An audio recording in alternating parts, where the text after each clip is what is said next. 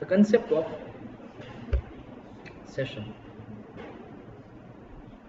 ખાસ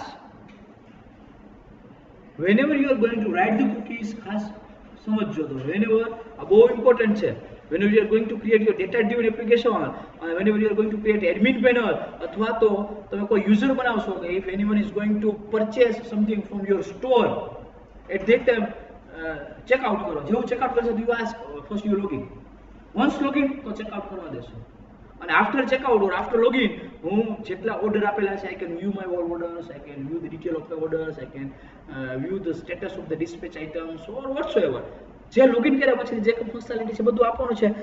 એક સેશનનો કોન્સેપ્ટ હશે તો જ કરી શકશો, મને આવડતો હશે તો.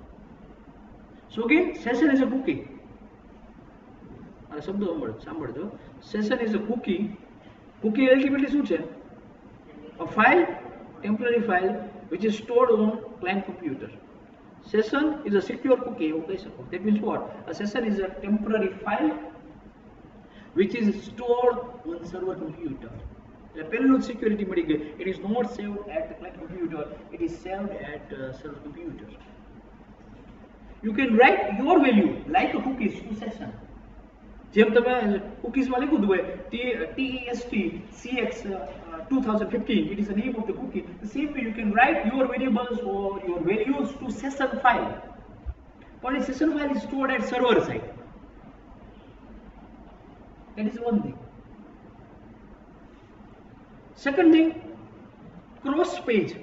Once you have written the session from one page, you can read the session from another page. And now you assume that there is a website of a GTU, gtu.ac.in.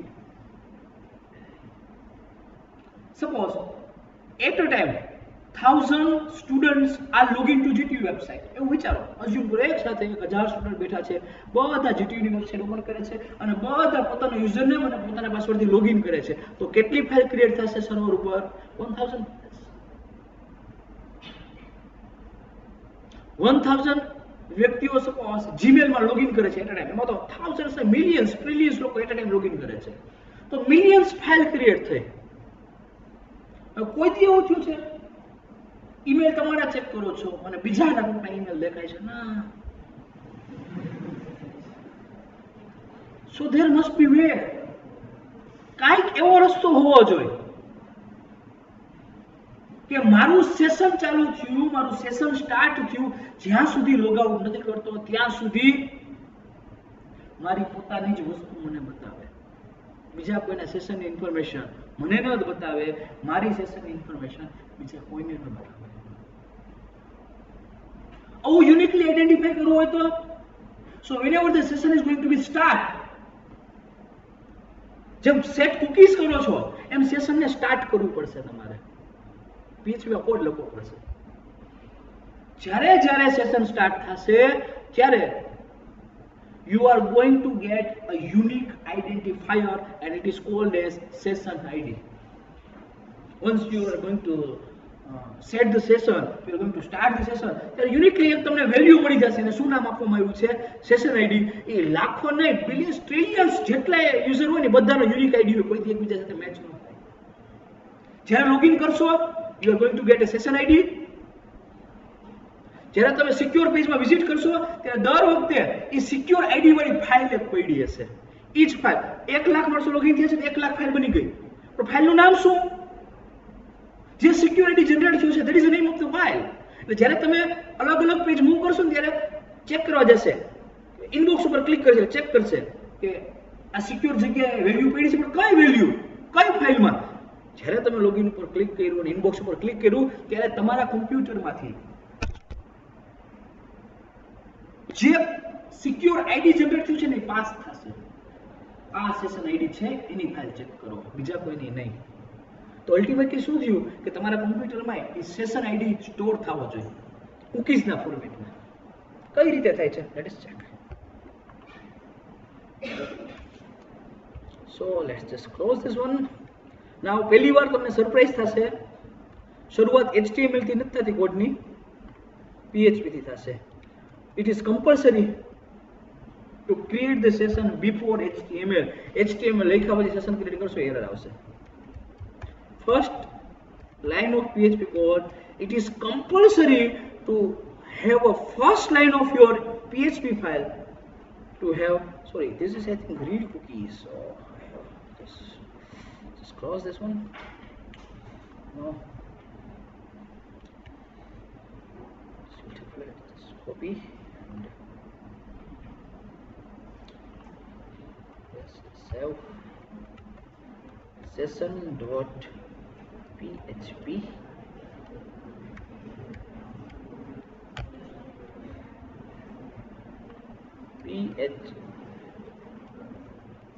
sessions in PHP. Marianne, sessions in PHP. So let me write a code for you.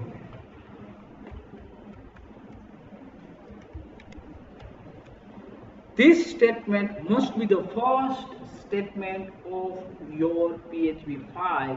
જો તમે અહીંયાથી ઉપાડીને cut કરી અને નીચે ઘુસાડી દેશો તરત જ એરર આવશે એ તમે જનરેટ જાતે કરી લેજો એવું કહીશ નહીં. But session underscore start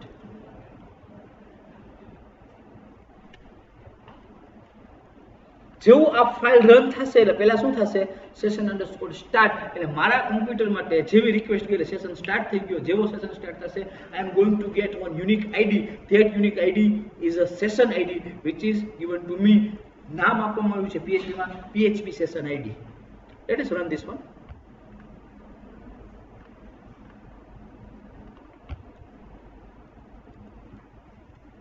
session.php બરોબર છે. તો શું થયું session underscore start session start થઈ ગયું છે એટલે એક મારી ફાઇલ બની ગઈ server side. But what is that ID? Cookies options પ્રાઇવસીમાં ગયો અગેન કીઝમાં ગયો એન્ડ લોકલ હોસ્ટ. તો જો PHP સેશન આઈડી મારો બની ગયો PHP SESSID. આ કૂકીઝ નું નામ થયું. જો કૂકીઝ બની કૂકી નું નામ શું થયું PHP SESSID. But what is the value of that thing? જો આ બધાની કેવડું મોટી વેલ્યુ છે. Let us just copy and paste this all things. This is a session ID which has been generated for me. SESS. What is that spell? Is PHP. ખાસ જોજો તમે પૂછશે એક્ઝામમાં PHP SESS session ID is equal to unique. કોઈ દી duplicate ન થાય. તો આ એક PHP ની અંદર લખાઈ ગયું PHP માં કૂકીઝ ની અંદર મારું શું લખાઈ ગયું સેશન આઈડી લખાઈ ગયું. Now let me create one more file which is going to read the session value. So save as and read session.php. so આ જે ફાઇલ છે read session in PHP read session in PHP. હવે session ને read ગમે ત્યાં કરી શકીશ.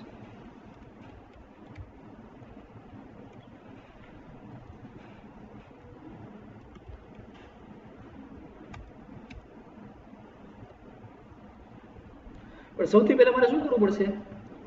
yes one more thing, let me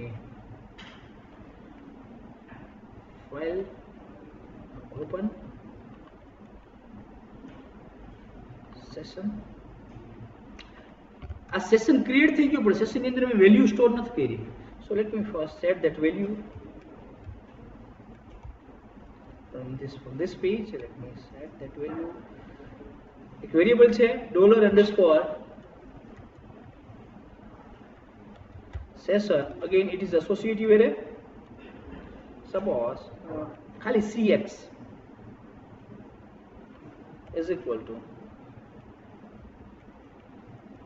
session learning. એટલે મેં શું કર્યું સેશન સ્ટાર્ટ કર્યો અને સેશન ની અંદર cx નામની વેલ્યુ ક્રિએટ એક સેશન ની અંદર વેરિયેબલ ક્રિએટ કર્યો જેની અંદર એક વેલ્યુ લખી નાખી. સો again late us run this one session in PHP. Session create થઈ ગયું એની વેલ્યુ અંદર શું સ્ટોર થઈ ગઈ cx. Now in this read section same વસ્તુ થશે echo $_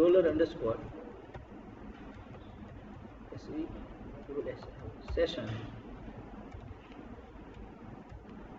બરોબર છે અને એ શું આવશે cx આવશે output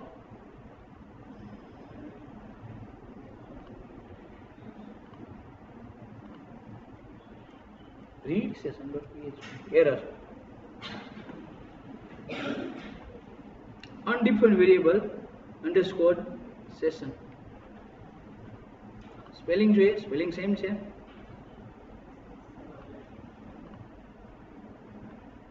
still we are getting error શું કરવા તમારે સેશનનો યુઝ કરવો હોય ને ત્યારે એવરી ટાઈમ તમારે શું લખવું પડે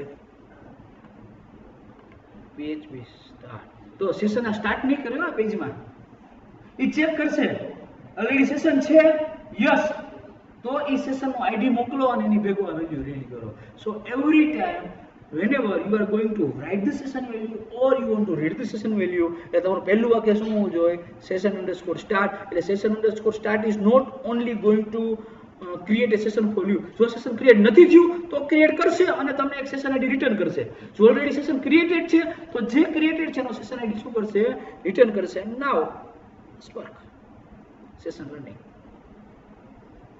સો એક વસ્તુ શું ખબર પડી કે જ્યારે કોઈ બી પેજમાં if you want to access the session variables we need to first write the first statement of that particular page must be there session_start so this is the concept of session any value બ્રાઉઝરમાં ના હોય જોઈ લ્યો options privacy local host તો જો PHP session ID મળ્યો પણ cx નામનો વેરિયેબલ નથી હજારો વેરિયેબલ ક્રિએટ કરો સિક્યોર એ ક્યાં સ્ટોર થયા છે સર્વરમાં ખાલી ઈ રીડ કરવા માટે મારે સેશન આઈડી જોશે એ ખાલી રીડ કરવા માટે સેશન આઈડી મળશે બાકી કાંઈ મળશે ઇઝ ઇટ ઓકે સમજાણો so this is the concept of a session and cookies in PHP